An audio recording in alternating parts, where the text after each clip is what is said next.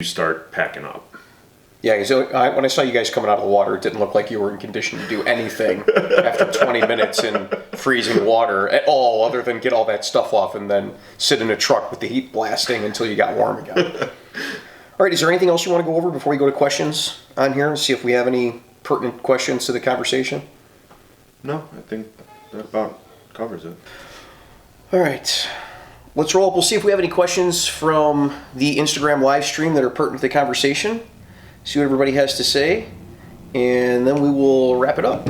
So, what supplies and equipment do you take under and how much? All right, so there's a question from the Instagram live stream. So, Exclusive Ace Protection says, what supplies and equipment do you take under and how much? So, all the gear that you're wearing, how much approximately does all of that weigh when you're walking around? Because you guys look like the Jolly Green, like you look like the Stay Puft Marshmallow Man getting in and out.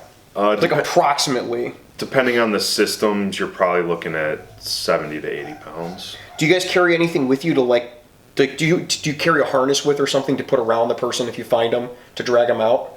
Yes. So we can carry tethers, we can carry, a lot of the times what'll happen is a lot of guys carry medical shears, but we have to carry cutting devices.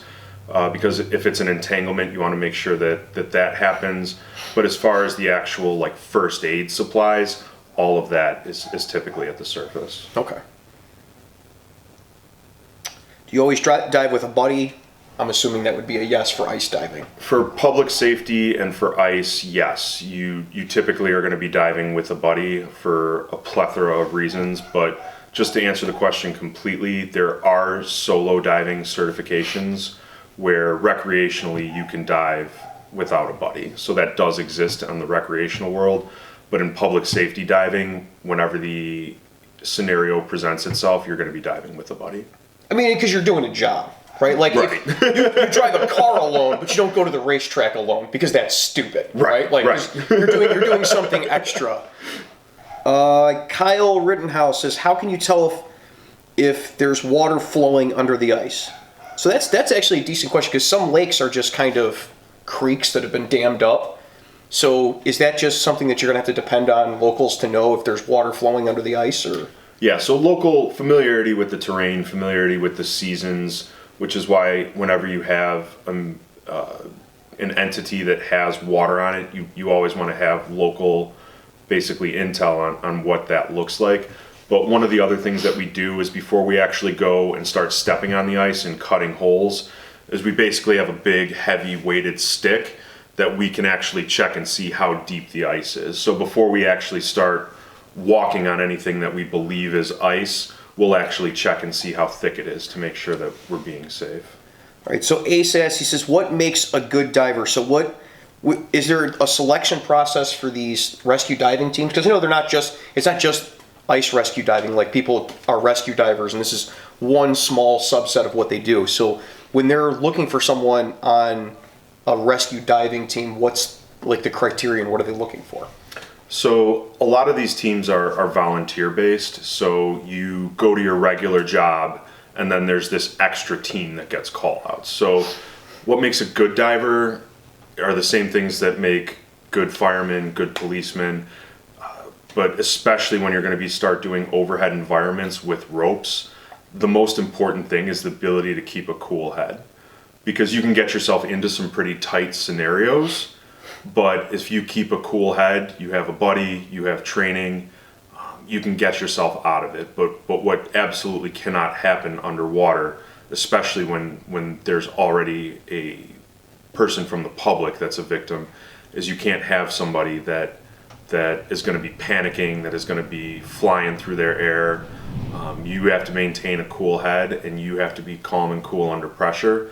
And particularly when you start getting into some of these longer dives for ice, you need to be able to know that the visibility is not always going to be great.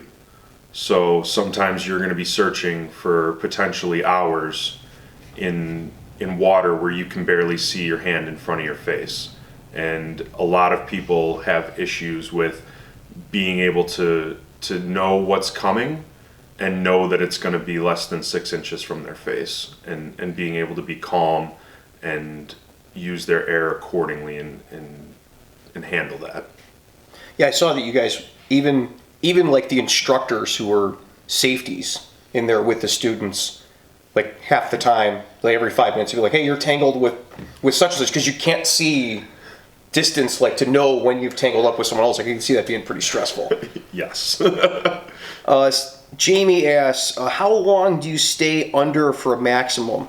So like we understand that there's going to be limitations to the air, and depending on how like stressed out you are and how your breathing's going, there's limitations on like how long you're going to stay under there, because there's a finite amount of air, and how you use it is important. But is there anything with like how long could you, as a furry person that uses their air well with the right equipment, how long could you stay under there if you had a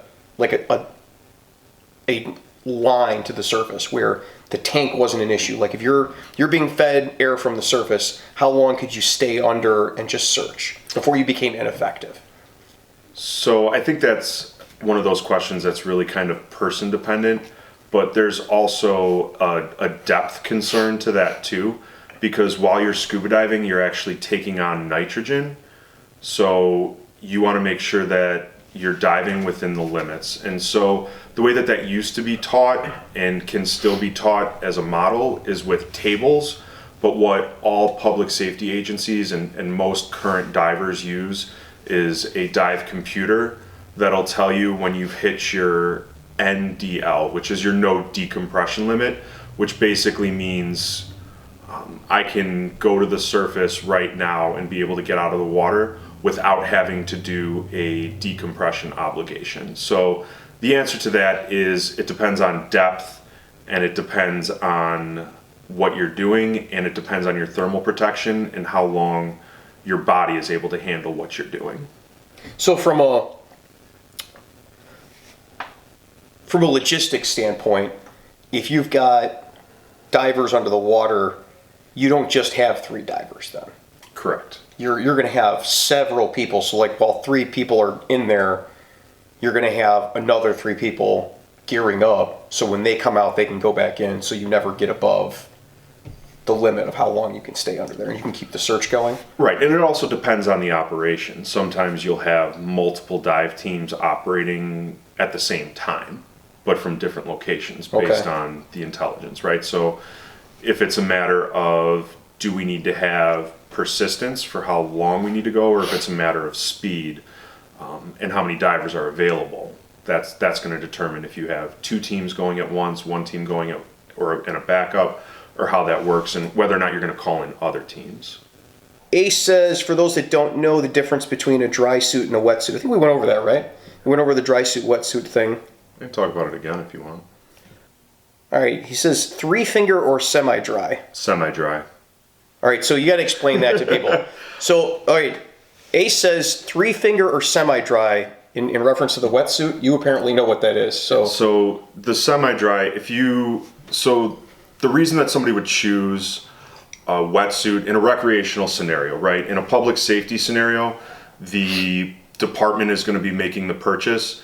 So the reason that somebody would dive a wetsuit versus diving a dry suit is the cost on a dry suit is significantly more expensive. And so what a semi-dry suit is a semi-dry suit is under no pretenses, under no uncertain circumstances, a semi-dry suit is actually a wetsuit. But the way that the wetsuits work is that it keeps the water that's near your body, that your body has heated up, close to you. What a semi-dry does is a semi-dry adds neoprene seals. So after you let the water in, you have a neoprene seal that's going to keep that same water next to you throughout the entire dive. Whereas versus with a regular wetsuit, if you bend your elbows, when you're kicking, you're actually losing some of that water out. So I actually did, when I first got certified to do ice diving as like a recreational ice diver, I actually did mine in a semi-dry, and I lasted longer than a lot of the people that were in dry suits. All right, so we'll get on to my, just in my head questions. When I see you guys do this, it's crazy if you've never seen this actually done. So obviously you've got a dry suit on that's keeping you from freezing to death, but you have an awful lot of skin that's exposed to this 36 to 32 degree water. So how unpleasant is that? I have an unusually high tolerance for cold based on genetics. So what'll actually happen is you try to minimize the amount of skin that's available. So one of the other concerns that public safety divers have, and part of the reason why they're always in dry suits, is they actually have to worry about diving in contaminated environments also. So a lot of the fire departments that are prepped for that can actually completely eliminate skin contact, right? So they make dry hoods, and then after your dry hood goes on, you put on the full face mask, and then no portion of your skin is then exposed to the water directly. There's no way that it's not going to be cold, but there's a lot you can do to mitigate what's actually exposed. It looks really, really cold. I'm not going to lie. It looks really cold. I can't even fathom going under the ice in that temperature water. I was like, you guys are nuts. You're out of your minds. But it's a job that has to get done, so it's a good thing somebody wants to do it. Of course, a lot of people say that about me. They're like, you're out of your mind. Why do you work there? So just as an example, and this is just observational, so a normal aluminum 80 cylinder of air will last about an hour if you're doing a shallow dive. Most people on their first ice dive are blowing through that water and blowing through that air in less than 20 minutes. So when you're cold, you start to breathe shallower, and they're going through their air faster. So it's just a matter of becoming acclimated and knowing that, hey, this is the environment I'm in, and it's going to be a thing. I'd be done with air in 5 minutes. 5 minutes, be like, I'm out of here. All right. What do you do to keep your skills fresh and ready to go for this type of like highly technical diving? So part of the reason that I got certified initially like 10 years ago to do ice diving was that it allows me to extend my dive season. So I can now dive throughout the winter because I'm certified to do ice diving.